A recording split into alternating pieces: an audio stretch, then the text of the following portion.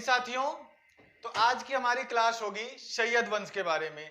तो साथियों कैसे हैं आप सभी? आशा करते हैं कि पढ़ाई आप लोगों की बेहतर चल रही होगी। तो साथियों अगर अपने जीवन में कुछ करना है तो संघर्ष जरूरी है। कुछ रिश्ते किराए के मकान जैसे होते हैं, उन्हें कितना भी सजा लो लेकिन वो आपके नहीं हो सकते हैं। किस देखो जो किराए के मकान, कुछ रिश्तों को किराए के मकान जैसा ही वैल्यू दीजिए, क्योंकि उनको कितना भी अपना बना लो वो आपके नहीं हो सकते। साथियों जीवन में ठोकरें लगना भी जरूरी है। बिना कठिनाई और मुश्किलें झेले आप ठीक ठाक इंसान नहीं बन सकते हो।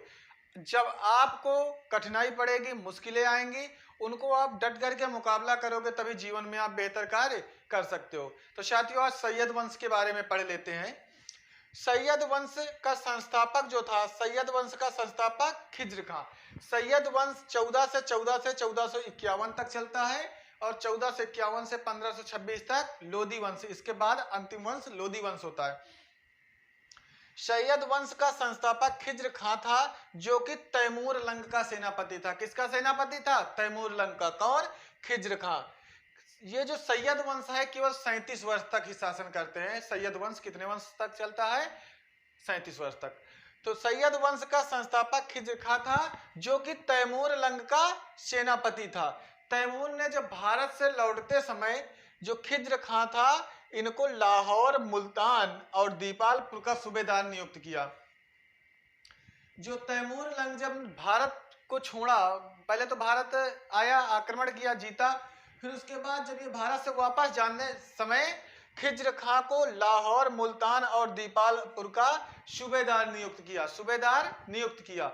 और ये क्या किया कि जो खिज्र खां था ये दौलत खां को पराजित किया। दौलत खां को खिज्र खां ने पराजित किया और पराजित करके दिल्ली का स्वतंत्र शासक बना। दिल्ली का क्या बना? स्वतंत्र शासक। लेकिन इसने क्या किया?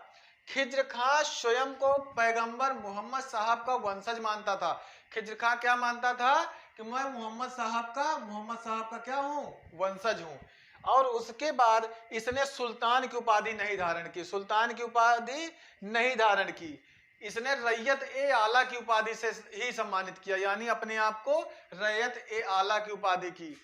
रैयत ए आला की उपाधि। देखो जो तैमूर था, तैमूर ने राजपाट किसको दे दिया था? खिज्र खां को। तो खिज्र खां अपने नियमित रूप से जो तैमूर का पुत्र शाहरुख था, तैमूर का पुत्र कौन था? शाहरुख, उसको नियमित रूप से कर भेजा करता था। जितना टैक्स होता था वो नियमित रूप से तैमूर का जो पुत्र था, कौन था? शाहरुख, इसको कर भेजा करता था। ठीक। तो साथियों खिज्र खां की मृत्यु 20 मई 1421 को हो जाती है। खिज्र खां की मृत्यु कब होती है?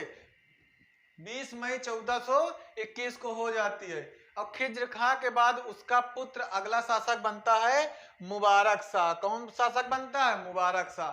मुबारक शाह शासक बनता है और मुबारक शाह सुल्तान की उपाधि धारण करता, जो इसका पिता नहीं धारण किया था खिज्र खां, लेकिन इसने मुबारक शाह ने क्या किया? सुल्तान की उपाधि धारण की। और जो खिज्र खां था वो सुल्तान की उपाधि नहीं धारण की थी। किसकी धारण की थी? रैयत ए आला की उपाधि से ही सम्मानित किया खुद को। साथियों आगे और जानेंगे। उसके बाद इसके दरबार में एक इतिहासकार रहता था, अहमद सरहिंदी।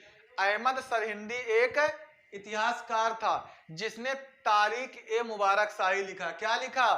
तारीख ए मुबारक शाही। पूछा जाता है पेपर में, तारीख ए मुबारक शाही किसने लिखा? तो अहमद सरहिंदी। अहमद सरहिंदी किसके दरबार में रहता था? मुबारक शाह के दरबार में रहता था। मुबारक शाह ने मुबारकाबाद नामक नगर की स्थापना की। मुबारक शाह ने क्या की? मुबारकाबाद नामक नगर की स्थापना की। इसने क्या किया? मुबारक शाह ने भटिंडा और दोआब क्षेत्र, जो नदियों के किनारे का उपजाऊ क्षेत्र है, दोआब क्षेत्र में हुए विद्रोह को सफलतापूर्वक दबाया था। यानी कि इसका दोआब का क्षेत्र और भटिंडा को, उसके जो विद्रोह हुआ था उसको सफलतापूर्वक दबा दिया था। मुबारक शाह की हत्या उसके ही वजीर ने कर दी। मुबारक शाह का जो वजीर था, इसने ही मुबारक शाह की क्या कर दी? हत्या कर दी।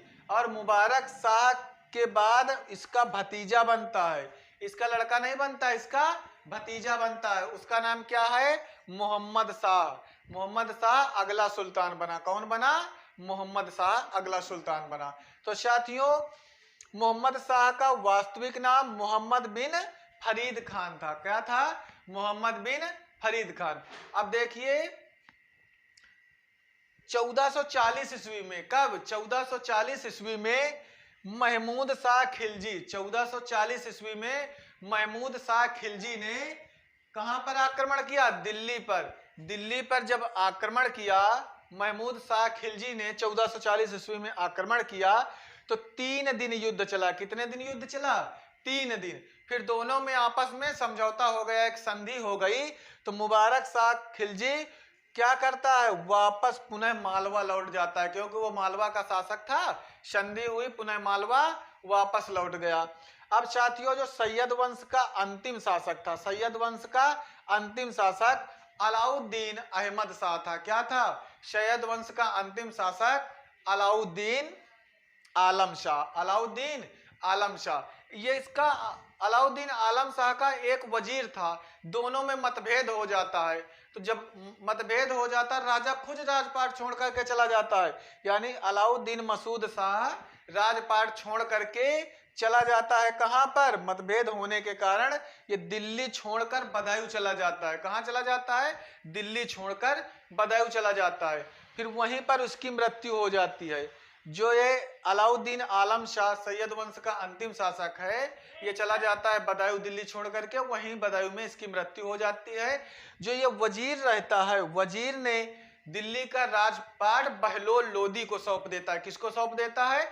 बहलोल लोदी को। तो इसके बाद कौन सा वंश आएगा? लोदी वंश। तो बहलोल लोदी को कौन सौंप देता है? इसका जो वजीर था वो अपना राजपाट सौंप देता है बहलोल लोदी का। अब अगली क्लास में हम लोदी वंश के बारे में पढ़ेंगे। तो साथियों, अपने जीवन को बेहतर बना करके रखिए, मेहनत करिए, संघर्ष करिए। कहते हैं ना कि महफिल भी रोएगी, हर दिल भी रोएगा, डूबेगी कश्ती मेरी तो साहिल भी रोएगा। इतना प्यार बांटूंगा इस दुनिया में ऐ मेरे दोस्त कि मेरे मरने के बाद मेरा आशिक तो क्या मेरा कातिल भी रोएगा। सीढ़ियां उन्हें मुबारक हो जिन्हें छत तक जाना है, आपकी मंजिल तो आसमां है, रास्ता आपको खुद बनाना है। तो साथियों, कुछ रिश्ते किराए के मकान जैसे होते हैं, उन्हें कितना भी अपना बना लो वो आपके नहीं हो सकते। लोग कहते हैं सर कोर्स पढ़ते हैं भूल जाते हैं। यहाँ तो ये तो कोर्स की बात है। देखो, कोई भी चीज है जितना आपसे दूर रहेगी, रिवाइज आप नहीं करोगे तो वो चीजें भूल जाओगे। लोग इंसान को भूल जाते हैं, तो फिर भी कोर्स ही तो है। अच्छी किताबें और अच्छे दोस्त समझ में नहीं आते हैं, उन्हें पढ़ना पड़ता है।